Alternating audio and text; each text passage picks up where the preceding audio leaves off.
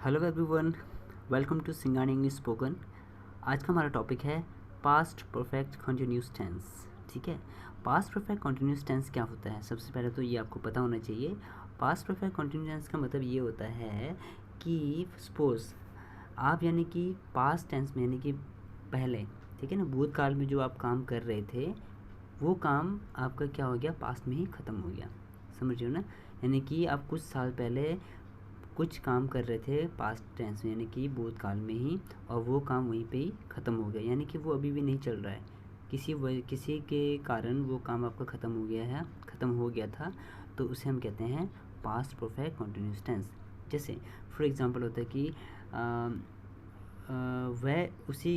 वह उसी कंपनी में 1 साल से काम कर रहा था जब मैं उसे मिला। ठीक है ना? तो यानी कि वो उसी कंपनी में काम कर रहा था जब मैं उसे मिला, तो अब वो उस कंपनी में काम नहीं कर रहा है। ठीक है, ऑलराइट। तो सबसे पहले इस टेंस को हम बनाने के लिए हमें क्या करना पड़ेगा, इसके स्ट्रक्चर को समझना पड़ेगा। स्ट्रक्चर मीन्स इसके रूल को समझना पड़ेगा कि इसका रूल क्या है। अब देखो, रूल मैं आपको लिखाता हूँ। सिंपल सेंटेंस, जब भी आप सिंपल सेंटेंस बनाते हैं तो सबसे पहले तो आपने क्या करना है, पहचान को देख लेना है। इसका पहचान क्या है, से रहा था, से रही थी, से रहे थे। जैसे हमने क्या था, present perfect continuous tense, same वैसे ही इसमें जो टाइम होता है पर्टिकुलर टाइम में सिंस यूज़ होता है, और कॉमन टाइम में आपका फॉर यूज़ करते हैं। ठीक है, तो सबसे पहले हम रूल लिख देते हैं। इसका रूल बताता है हमारे को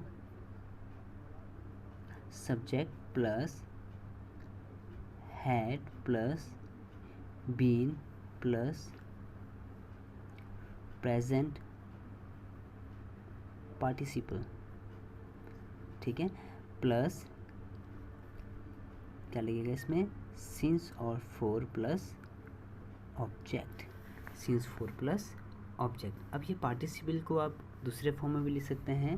ये लिख सकते हैं आप इसे subject plus had plus been plus fourth form of the verb plus since and for plus object. या फिर आप फोर्थ फॉर्म को दूसरे फॉर्म में लिख सकते हैं subject plus had plus been plus first form plus ING plus since and for plus object.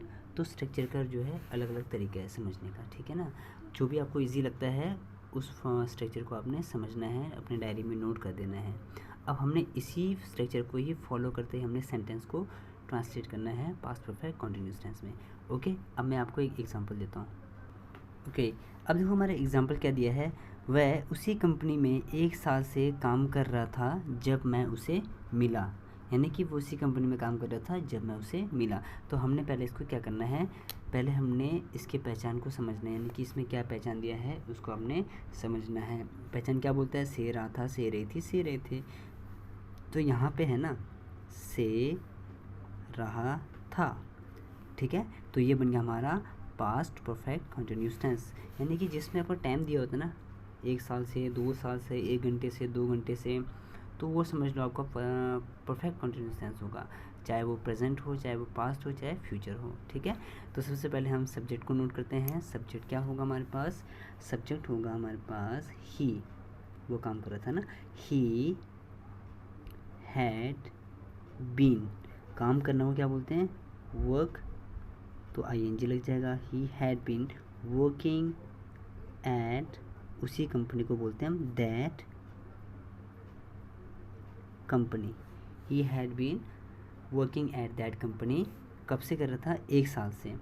1 साल का मतलब कोई पर्टिकुलर टाइम नहीं दिया ना यहाँ पे। अगर मान लो 2001 से, 2012 से, 2019 से, 2020 से होता तो वहाँ पे सिंस लगाना था। तो यहाँ पे कॉमन टाइम दिया है तो हम क्या करेंगे, फॉर लगाएंगे। For a year, for a year. कब कर रहा था, जब मैं उसे मिला। जब मैं उसे मिला, तो जब को बोलते हैं हम इंग्लिश में व्हेन आई मेट हिम।